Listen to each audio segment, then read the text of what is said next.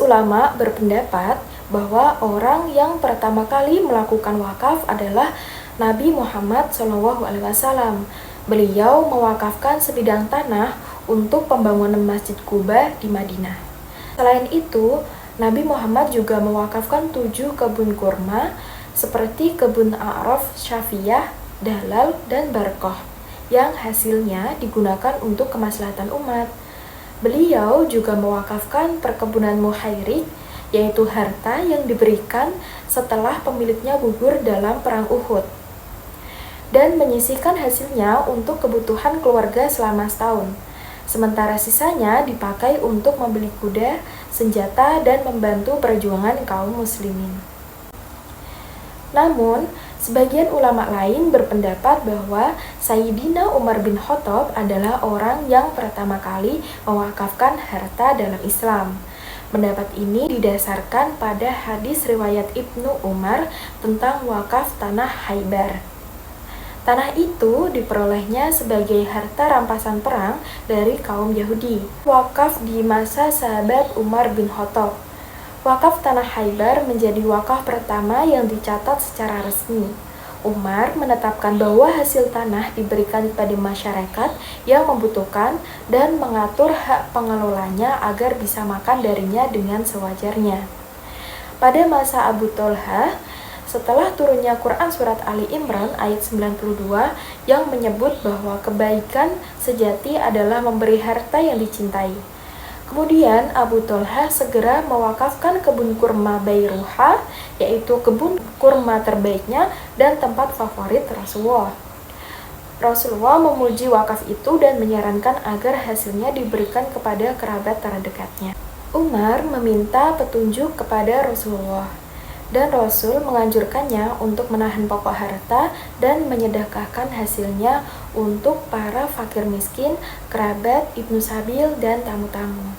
Wakaf disyariatkan setelah Nabi Muhammad hijrah ke Madinah.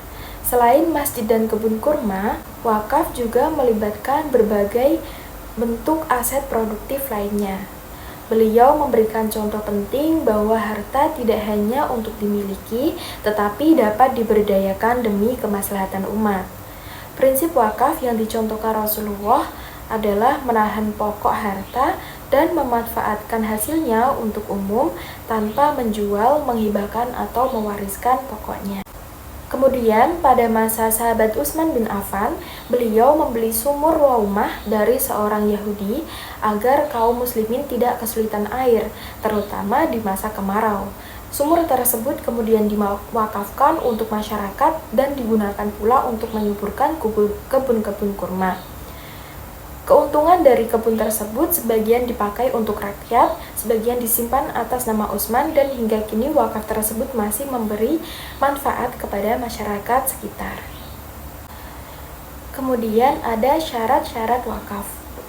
Agar suatu wakaf sah dalam syariat Islam, maka harus terpenuhi 4 syarat utama. Yang pertama yaitu wakif atau orang yang berwakaf. Yang kedua, ada mauquf, yaitu harta yang diwakafkan. Yang ketiga, ada mauquf alaih, yaitu pihak yang menerima manfaat wakaf. Yang keempat, ada singgoh, yaitu lafal atau ikrar wakaf. Kemudian ada hikmah-hikmah dalam menjalankan wakaf menurut syariat Islam. Yang pertama, wakaf sebagai amal jariyah yang terus mengalir.